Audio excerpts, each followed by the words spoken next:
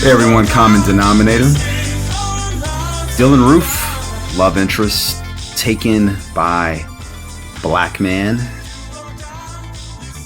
friend of mine posted an article, just wanted to talk to you guys about it. It's from The Intercept, title, Charleston. Dylann Roof's cousin claims love interest chose black man over him. Ooh. Wow. Could this be the reason why this young man lost it? For such a simple reason. Let me go ahead and read a couple excerpts from the article. I'll put them on screen as well. It says, Scott Roof, who identified himself as Dylann Roof's cousin, told me over the telephone that Dylann was normal until he started listening to that white power music stuff. He also claimed that, quote, he kind of went over the edge when a girl he liked started dating a black man 2 years back. Here's a song I got for Dylann. I would do anything for love. Oh, I would do anything for love. I would do anything for love. A little meatloaf for you. I'd do anything for love, but I won't do that. Dylann really shouldn't have done that, especially for such a seemingly trivial reason. But in the name of love, seems that Dylann Roof, terrorist, decided to take out 9 people, claiming that black people are raping their women and taking over the country. Interesting. Sounds eerily familiar of how what actually happened to black people. But that's a whole nother video. So what I want to talk about, is it possible that Dylann wasn't raised as a bigot? I was for a second there, I was starting to think he was just raised as a bigot. He was a product of his environment, but I guess as they say, the plot truly does thicken, and here he is, being found to have been in love with a young lady, and turns out the young lady chooses a black man over him, which is very, very, very interesting. So this apparently sent him over the edge. Dylann calls for segregation, and he was photographed wearing the Rhodesian flag. Rhodesia being the country, the white-ruled country that was in place before Zimbabwe. It's now called Zimbabwe. It's under the rule of Robert Mugabe. So he's calling for segregation. He's a segregationist. And all of this as a result of, I guess, being turned down by a woman. I'm guessing the woman is white. The article doesn't mention that, but I'm guessing she's white. Maybe she's not. She could be something else. And the fact that she chose a black man, I guess that's the important fact we can pull from this. So being turned down, so the natural recourse is to get angry, push for segregation, make absurd claims that blacks are raping white women or women. He alluded to white women, and taking over the country. His ultimate goal was to start a race war. That is incredible. Why? A race war. Why? Because you didn't get the girl you wanted? That is incredible. There are plenty of white men out there dating black women. Black women that black men probably would have wanted to date. And you don't see black men out there going to white churches and shooting people up, mentioning the past. Oh, you're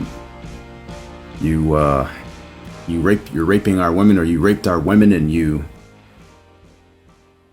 it's just so ridiculous and so childish. But then again, he is 21 years old. He's a young man, still highly impressionable at that age. And apparently these strong impressions were made 2 years prior, so he would have been 19. Still a teenager. But ultimately he failed. Instead, what we see taking place in Charleston is unity. We see solidarity. We see people of all races, mature people of all races, coming together, holding hands, and rejecting this sort of lunacy. No one starting a race war. No one wants a race war besides these people. African Americans are not interested in any type of race war. That is just insane. Something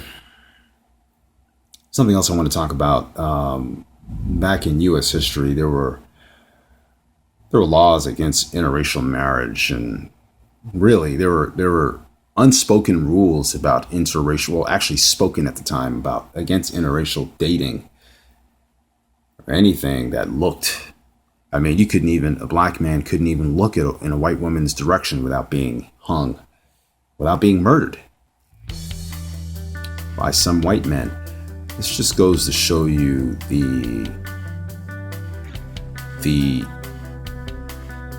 that there still exists this sort of control, this sort of desire to control everything, other people's lives.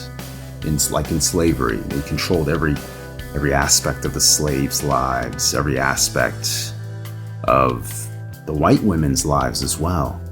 And it goes to show you the mentality that goes along with these types of movements. It's about control. And he wants to bring that back. That's what he wants. He wants separatism. He wants, he wants people to be murdered. He wants a race war, and it's clear who will win a race war. Blacks being the minority, having no weapons, having nothing, and having no interest in a war, would obviously lose a race war. And that's what he wants, because he wants an easy war. No one wants a war they can't win. In a sense, he wants to murder blacks.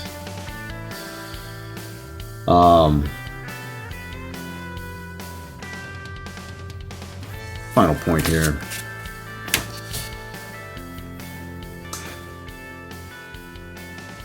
So, despite all these laws that were in place to protect white women, actually to protect white men from seeing white women go off with black men or whoever else, these laws were put in place by these type of people, these people who just wanted to control freaks. Despite these laws being in place, people still secretly fell in love. However, if we look at it on the flip side, these laws weren't in place to actually protect slaves from being raped. It may seem sort of ludicrous, but if the white men were so interested in segregation and and if sex with a black woman was so disgusting, why were they raping them at such an alarming rate? How come there weren't some laws to protect slaves against these rapists, these men? That's who's really doing the rape. That's who was really doing the rape. It's so ironic that he would bring this up in his manifesto and when he's about to murder these 6 women and 3 men, these helpless people. And, once again, the theme of unarmed African American people being killed by savage white men, whether they be cops or white supremacists like Dylann Roof, it continues. The theme continues, and it's sad. It really is sad. Coincidentally, Dylann Roof is sharing a cell. I guess the floor. He's next door to officer. I believe his name is Eric Slager, the officer who murdered Scott, Mr. Scott, Walter Scott. The officer who shot him something 5 or more times in the back, killing him for running or for possibly touching his taser or for pulling the darts out. But we saw what happened on video, even though he tried to lie on his police report. We saw what happened. But anyway, I'm going to go ahead and end this video. This is Common Denominator. Leave your comments and thoughts at the bottom, and we'll see you in the next video. Thank you.